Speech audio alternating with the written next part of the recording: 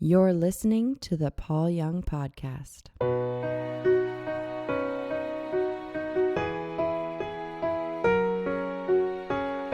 Hey everyone, today I'm going to tell you a story. You'll learn a little bit more about my life. It's kind of hilarious, kind of sad, kind of crazy. And it had to do with my undergraduate graduation.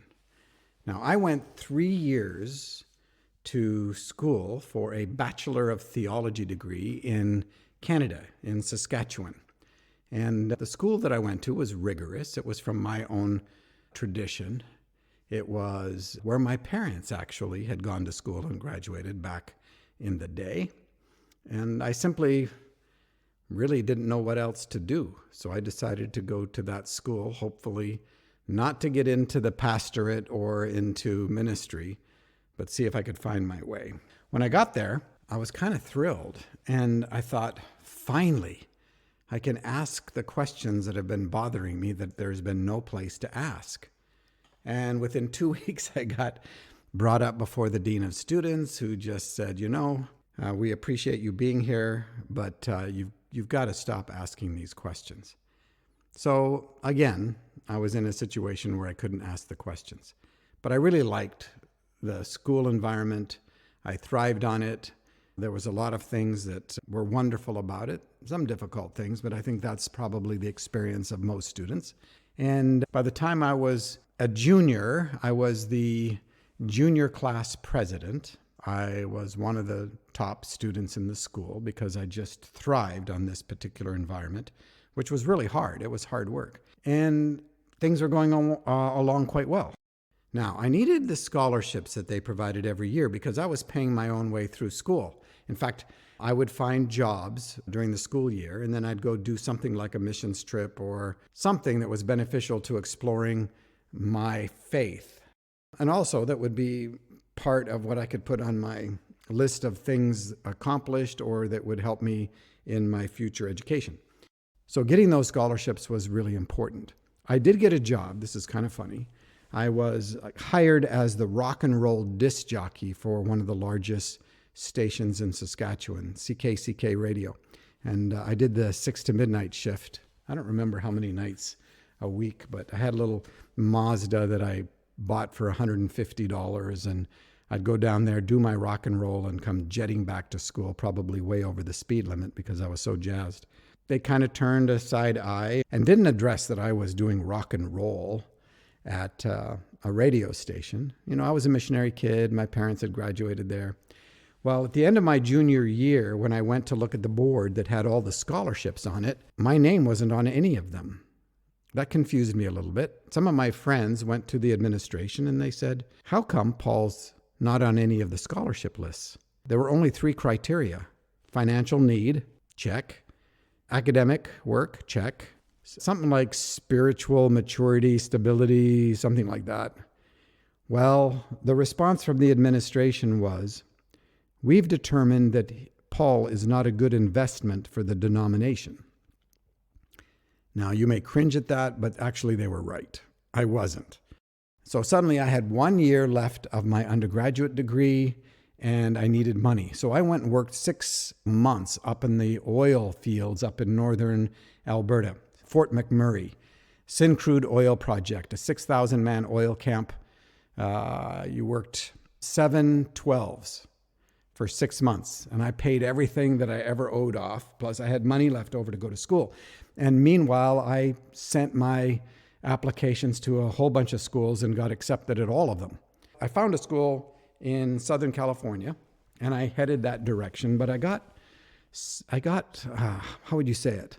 Intercepted in Gresham, Oregon, really at a crisis point in terms of my faith. And I decided to stay there.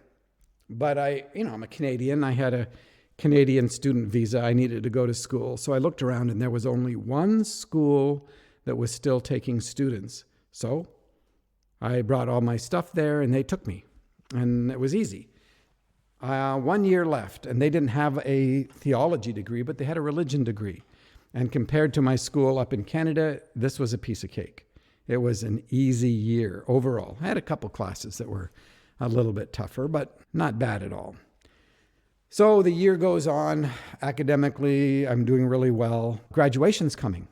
So I'm thinking like, this is a particular denominational school. It's now a university, a really good university, and really skilled at community development and community outreach in the best sorts of ways. But at the time, it was a church school, college.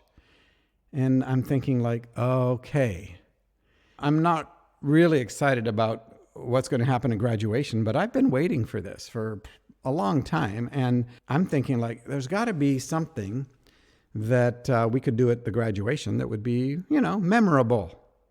So I couldn't really think about stuff. I didn't know much about what sorts of things people had done. Oh, I did hear that one year the graduating class had got a Volkswagen bus into the chapel where the graduation was, and they had to take apart all kinds of things to get it in there during the night. And when you opened the door, there was a Volkswagen bus sitting in the middle of a chapel, and no one knew how to get it out. I thought that was pretty funny.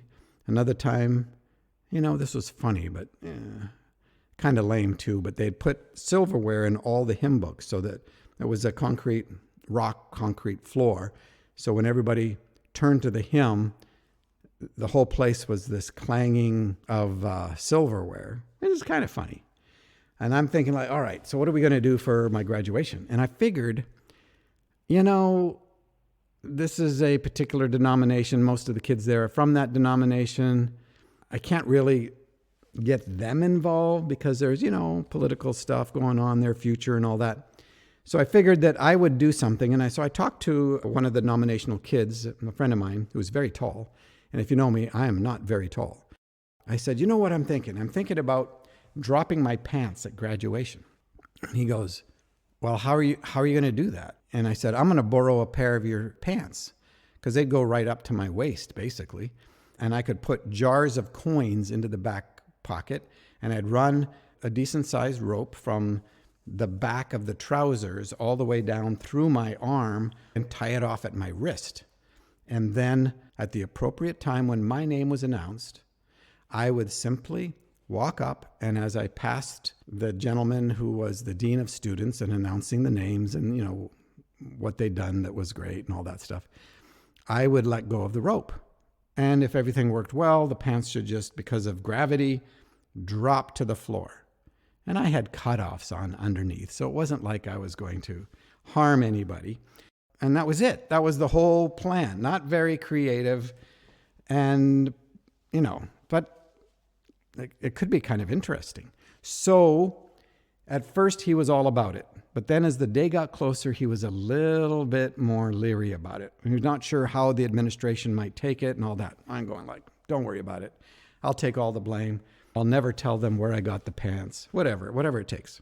At one point he said, no, I don't think we should do this. And I said, I'll tell you, I'll make a deal. It depends on the speaker. If the speaker is really good and we like him and appreciate what he said, then I won't do it. Now, one of the advantages was that my last name is Young, so I'm at the very end of the alphabet. Not like high school, there was a kid named Mike Zelt. But this is, William Paul Young, and I'm at the very end. So I'm not going to wreck it for anybody that's behind me. I'm the last. And so that was helpful. But it depended on the speaker. Well, the speaker was awful. I mean, like worse than awful. It was somebody from California involved with Pacific Power and Light, some bigwig, and he was like 1,000 years old. And he was his subject at my graduation was the impact of Oregon's Clean Air Act on tourism. Like, what does that got to do with anything in the whole world? And it's at my graduation. And so my mind was settled. I'm going through with this. We're doing this. And so, you know how they announce the person's name and give them their credits and all that. Well, it turns out that I am Phi Beta Kappa, graduating first in my class and something else. That's what they were going to say.